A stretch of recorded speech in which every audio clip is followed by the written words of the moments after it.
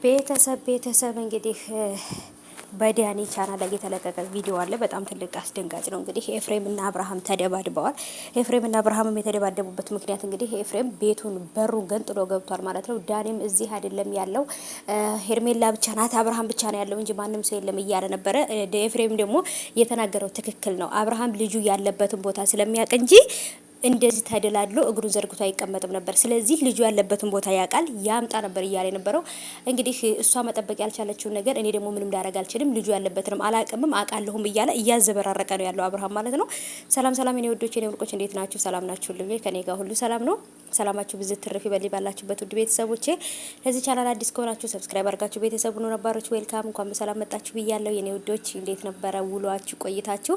ቅድም የሆነ ቪዲዮ ለቅቄላችኋለሁ ማለት ነው። በተለይ በልዑል መጥፋት ምክንያት በነገራችን ላይ አንድ ነገር ተስተካከለ ሲባል አንድ ነገር ይመጣልና የማያልቅባቸው ሰዎች እኮ ናቸው።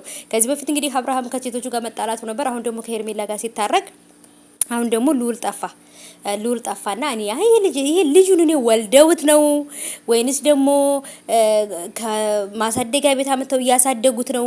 እኔ እኮ መውለዳቸውን ራሱ እኮ ተጠራጠርኩኝ እኮ ጋይሶች። ይሄ ብጠራጠረ ራሱ አትፍረዱብኝ። ምክንያቱም ከማየው እኮ አንፃር ነው። ብቻ ግን ለማንኛውም እውነት ለመናገር እየተፈጠረ ያለው ነገር እኛ ከጠበቅነው በላይ ከባድ ነው። አሁን ላይ በልዑል ምክንያት ከሆነ ግን ነገሮች በጣም ድብልቅልቅ እንደሚል እወቁ።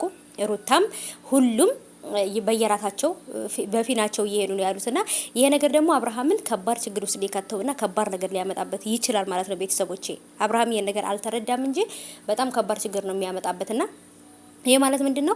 ልጁ በሰላም እንደሌለ እያወቀ ልጁ እናቱ ጋር እንደሌለ እያወቀ እንደተወሰደ እያወቀ እግሩን ዘርግቶ ከፍቅረኛው ጋራ ተቀምጦ ቴሌቪዥን አያይም ነበር አይደለ? ግን እነሱ ተቀምጠው ተቃቅፈው ቁጭ ብለው ቴሌቪዥን እያዩ በነበረበት ሰዓት ነበረ እንግዲህ በር ከፍቶ የገባባቸው ኤፍሬም ማለት ነው። እዚህ ጋር ካሜራ አለ፣ እዚህ ጋር ምናምን በጣም ከባድ ነገር ነው። ሬዲ ናቸው ያው እንደሚቀርጽ ስለሚያውቁ ምናምን እና ያው እናውቃለን። ያው ልላችሁ ፈልጌ ነውና በድንገት ሲገባ ሰው እንደዚህ ልብስ ዘንጦ ለብሶ ቤት ውስጥ ምናምን እንዲቁጭ አይል።